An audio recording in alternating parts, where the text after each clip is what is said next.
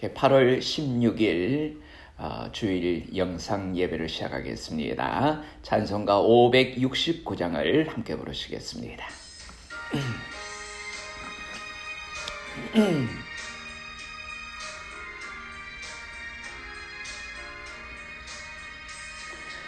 선한 목자 되신 우리 주 항상 인도하시고 푸른 풀밭 좋은 곳에서 우리 먹여주소서.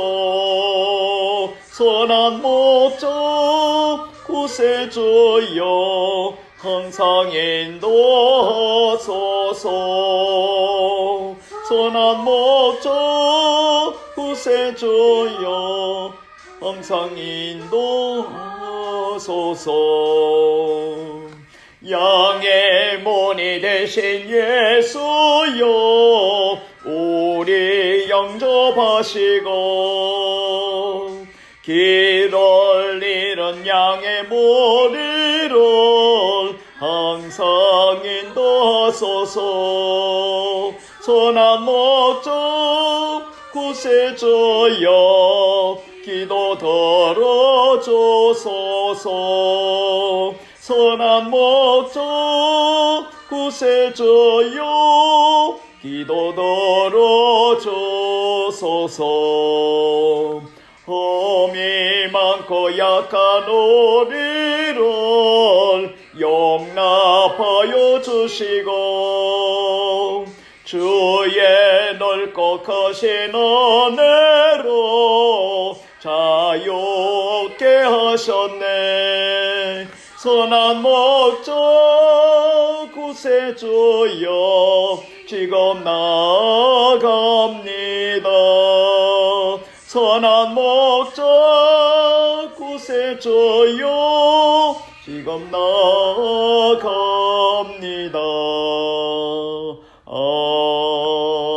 아멘. 오늘 우리에게 주시는 하나님의 말씀은 구약 성경 창세기 49장 22절에서 26절까지 말씀이 되겠습니다. 구약 성경 79페이지입니다. 창세기 49장 22절에서 26절까지 말씀을 제가 봉독하겠습니다. 요셉은 무성한 가지 곧 셈 곁에 무성한 가지라. 그 가지가 담을 넘었도다.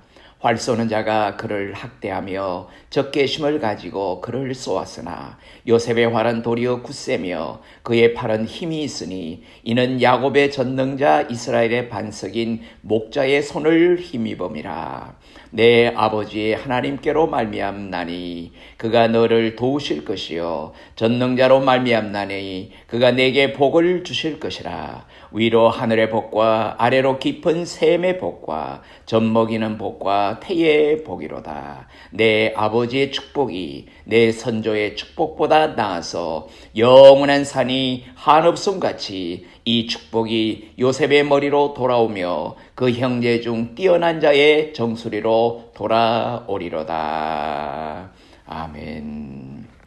이 말씀에 귀한 은혜가 있으시기를 바랍니다. 오늘 이 말씀을 가지고 축복은 반드시 받아야 합니다. 축복은 반드시 받아야 합니다. 라는 제목으로 말씀을 묵상하려고 합니다. 우리 잠깐 기도드리시겠습니다. 은혜로우신 아버지 하나님 고맙고 감사합니다. 세상의 여러 가지 어려운 형편과 환경 때문에 우리 자신들이 늘 불행하고 늘 복이 없는 것 같이 생각하며 살아가는 우리들입니다. 오늘도 하나님의 은혜와 축복 가운데 살고 있다는 우리 자신들을 다시 한번 발견하는 복된 시간이 되게 도와 주시옵소서. 이 시간을 통해서 하나님의 말씀을 통해서 우리의 마음에 새로운 은혜가 임하고 새로운 우리의 삶의 돌파구를 찾아 나갈 수 있는 은혜의 자리에 이르게 도와 주시옵소서. 말씀이 우리의 삶을 좌우하는 귀한 은혜의 시간이 되게 역사하여 주시옵소서. 예수님 이름으로 감사하며 기도드리옵나이다. 아멘.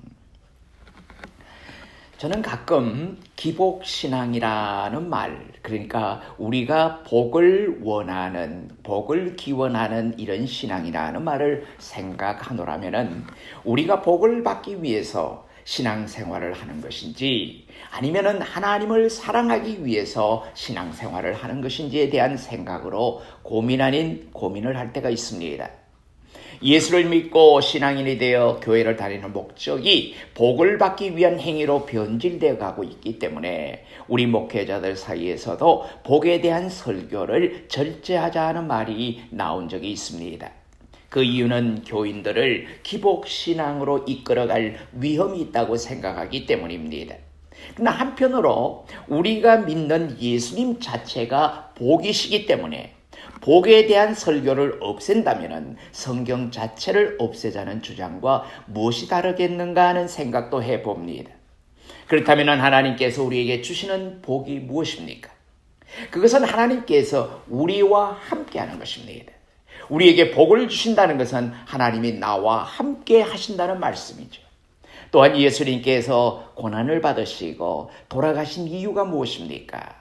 그것은 우리에게 구원의 복을 주시기 위한 사건입니다. 예수 그리스도의 부활 사건도 우리에게 생명의 복을 주시고자 한 이유 때문에 우리는 복 가운데 푹 파묻혀 산다고 해도 틀린 말이 아닐 것입니다. 단지 우리가 바라는 복이 어떤 복이냐를 혼동하기 때문에 기복신앙이 생기게 되는 것입니다. 미신적인 신앙이 발생하게 되는 것입니다.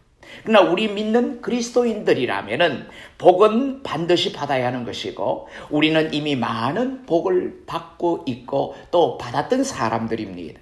감당할 수 없는 복을 받고 있으면서도 복을 받은 감격을 누리면서 살지 못하기 때문에 또 별난 다른 복을 갈망하는 복 소유 불충족증이라고 하는 질병에 걸리고 시달리고 있는 것이 아닌가, 이런 생각, 이런 반성을 우리가 한번 해보게 됩니다. 오늘 우리가 함께 봉독한 말씀에는 복을 엄청 많이 받은 나무가지 이야기가 나옵니다. 여기서 중요한 사실은 나무를 지칭한 것이 아니라 나무에 붙어 있는 가지를 말하고 있는 것입니다. 왜냐하면 나무의 중심은 예수 그리스도이기 때문입니다. 이에 성경은 다음과 같이 우리에게 증가합니다. 요한복음 15장 5절에서 나는 포도나무여 너희는 가지라. 그가 내 안에 내가 그 안에 거하면 사람이 열매를 많이 맺나니 나를 떠나서는 너희가 아무것도 할 수 없습니다. 여러분, 이 말씀이 무슨 말입니까? 나무에 붙어있는 가지는 복을 많이 받아서 열매를 많이 맺어야 하며 무성한 가지를 내어야만 하는 책임이 있다는 것입니다. 그렇습니다. 우리는 이미 예수님의 지체요 교회의 지체입니다. 다시 말하면 복의 근원에 붙어있는 싱싱한 가지나 마찬가지라는 말입니다. 그렇다면 이러한 복, 이러한 우리가 받은 복으로 더 많은 복을 재생산하지 못하고 복의 열매를 맺지 못하는 이유가 무엇입니까? 그것은 바로 불순종이며 불신앙이라고 말할 수가 있습니다. 우리는 봄이 되면은 사과나무나 포도나무가 더 많은 열매를 맺게 하기 위해서 쓸모없는 가지를 제거하는 작업을 합니다. 이는 많은 열매를 맺게 하기 위해서는 반드시 해야만 하는 작업입니다. 따라서 오늘 우리도 우리가 받은 복으로 더 많은 복의 열매를 맺기 위해서는 하나님의 복의 열매를 맺지 못하는 나의 부정적인 생각과 불순종의 가지가 무엇인지를 우리가 살펴보아야 합니다. 그리고 성령의 날성검으로 이러한 잘못된 요소들을 제거하여 더 많은 복의 열매를 맺는 하나님의 사람들이 되어야 합니다. 이에 오늘은 우리가 받은 복으로 더 많은 복의 열매를 맺게 하시는 하나님의 그 복의 특징에 대해서 우리가 말씀을 나누려고 합니다. 첫째, 하나님의 복에는 받으면 받을수록 더해지는 특징이 있습니다. 나무가 샘 곁에 있다는 것은 뿌리를 통해서 끊임없이 수분을 공급받을 수 있다는 것을 의미합니다. 고인물이 아닙니다. 끊임없이 솟아나는 물입니다. 따라서 나무가 샘 곁을 떠나면 살 수가 없습니다. 어느 누가 물을 가져다 부어주지 않는 한 생명을 유지할 수가 없는 것입니다. 그렇다면 오늘 우리는 샘 곁에 살아야겠습니까? 다른 사람들이 퍼다 주어야 하는 화단 안에서 살아야겠습니까? 바로 여기에 오늘 우리가 받은 복으로 더 많은 복의 열매를 맺을 수 있는 비결이 담겨 있다는 것입니다. 요셉은 샘 곁에 있었기 때문에 하나님의 복을 받고 사는 사람이 될 수 있었습니다. 여기서 샘 곁에 있다는 것은 예수님 곁에 있다는 말로 해석할 수 있습니다. 예수님 바로 옆에서, 하나님의 말씀 옆에서 산다는 것입니다. 왜냐하면 예수님께서 생명의 샘이 되시기 때문입니다. 축복의 근원이 되시는 예수님 옆에 있으면 축복은 나를 통해서 뻗어나가게 되는 것입니다. 내 삶의 뿌리가 예수님께 다 있으면 되는 것입니다. 그러면 내 뿌리를 통해서 축복은 스며들게 되는 것입니다. 그러나 멀리 떨어져 있다면 누가 가져다 주지 않는 한 스스로 물을 공급받을 수도 없고 축복도 받을 수 없게 되는 것입니다. 샘과 멀리 떨어져 있는 나무는 가뭄이 찾아오면 말라 죽게 됩니다. 가뭄을 당하여 죽게 된다는 것이죠. 그러나 샘 곁에 있는 나무는 가뭄을 이길 수 있고 각종 재해를 견딜 수가 있습니다. 오히려 가뭄이 더할수록 더욱더 맑고 깨끗한 생수를 공급받을 수 있기 때문입니다. 요셉은 하나님 옆에 있었던 대표적인 인물입니다. 애굽의 종으로 팔려갔을 때도 하나님께서는 요셉과 함께 하셨다고 했고, 감옥에 갇혀 있을 때도 하나님께서는 요셉과 함께 하시고 그에게 인자를 더하게 하셨습니다. 그렇게 뿌리가 주님과 연결되었기 때문에 그 많은 시련과 역경을 이 요셉은 참고 견딜 수가 있었던 것입니다. 예수님 곁에 있는 자는 그리스도로부터 풍성한 자양분을 공급받음으로 온갖 유혹들을 다 물리칠 수가 있으며 고난을 이길 힘이 넘치게 되는 것입니다. 주님이 주시는 힘은 바로 축복입니다. 그 축복은 약함을 강하게 만드는 힘입니다. 그 힘을 가지고 우리는 살아나갈 수가 있는 것입니다. 우리만 사는 것이 아닙니다. 복의 근원 되시는 하나님을 기쁘시게 하는 원동력이 되기도 합니다. 아무리 맑은 물이 솟구쳐 오르는 샘물이라고 할지라도 오랫동안 사용하지 않으면 계속해서 시원한 샘물을 솟게 할 수가 없습니다. 흐르는 분량만큼, 없어지는 양만큼, 없어진 양보다도 더 많고 더 맑은 깨끗한 물로 그 빈자리가 채워지게 되는 것입니다. 하나님의 복에는 받으면 받을수록 더해지는 특징이 있습니다. 둘째로 하나님의 복에는 주면 줄수록 많아지는 특징도 있습니다. 무성한 가지는 튼튼한 나무와 함께 공존하게 됩니다. 여기서 무성하다는 것은 우거진다는 것이고 우거지다라는 것은 말을 할 수 없을 정도로 많다고 하는 것입니다. 왜 그렇습니까? 그 가지가 무성할 수밖에 없는 이유는 오직 한 가지입니다. 그 이유는 샘 곁에서 부족함이 없는 영양분을 마음껏 받아들일 수 있는 조건에 뿌리를 내리고 있기 때문입니다. 여러분, 우리가 이 땅에 살아가면서 우리가 이렇게 튼튼할 수가 있고 우리가 영적으로나 육적으로나 강건할 수 있는 것은 우리가 주님께 모든 뿌리를 내리고 우리가 살고 있기 때문이라는 사실입니다. 나무의 가지가 무성하다는 것은 더 많은 열매의 소출을 기대할 수 있다고 하는 징조입니다. 줄기도 가지도 없이 잎만 무성한 나무는 아무짝에도 쓸모없는 나무가 됩니다. 결국 어느 시간이 지나고 나면은 말라서 버려지게 되는 것입니다. 열매를 많이 맺는 나무를 여러분 한번 상상을 해보십시오. 나무에게는 그 이상의 축복의 모습이 아닐 수가 없습니다. 열매 없는 삶은 저주받은 삶입니다. 이처럼 하나님의 복에는 주면 줄수록 많아지는 특징이 있습니다. 우리가 하늘 복을 사용하고 나누어 준 만큼 우리 안에는 더 많은 하나님의 복이 우리가 이미 받은 복보다도 넘치게 되는 그런 역사가 있게 되는 것입니다. 예수님께서 열매 맺지 못한 무화과 나무를 저주하신 사건을 여러분 한번 상상을 해보십시오. 나 혼자 영양분을 받아서 나 혼자만 뚱뚱해지면 아무런 쓸모가 없는 것입니다. 샘 곁에서 끊임없이 축복을 받아서 내 가지만 굵어지면 그 가지는 언젠가는 잘리우게 됩니다. 왜? 쓸모없기 때문입니다. 따라서 내가 받은 영양분을 함께 나눌 수 있는 무성한 가지들이 많이 있어야 하는 것입니다. 나 혼자만 먹고 사는 것이 축복의 모습이 결코 아닙니다. 내 축복을 함께 나누는 모습, 그 자체가 축복인 것입니다. 풍성한 것은 축복입니다. 내 것만 풍성한 것은 축복이 아닙니다. 그것은 욕심이요, 그것은 비만입니다.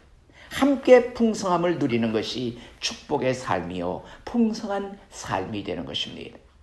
요셉의 생애는 무성한 가지를 내는 삶이었습니다. 애굽의 총리가 된 그 자체가 축복이 아닙니다. 많은 사람들은 이 요셉이 고생을 하고 여러 가지 어려운 과정을 겪어서 마지막에 총리 대신으로 그 높은 자리에 올라간 것이 축복이라고 생각들을 합니다마는 그것은 결코 축복이 될 수가 없습니다. 애굽의 총리로 있는 요셉이 행한 일 자체가 축복이라고 하는 것입니다. 요셉은 총리가 되었다고 해서 자기를 팔았던 형제들을 원망하지 않았습니다. 오히려 그들을 위로하고 도와주었습니다. 그것이 바로 축복이라는 것입니다. 오늘 우리는 축복의 개념을 혼동하고 있습니다. 우리는 내가 만사형통하는 것이 축복받은 삶이라고 생각을 합니다. 그러나 그것은 결코 축복이 아닙니다.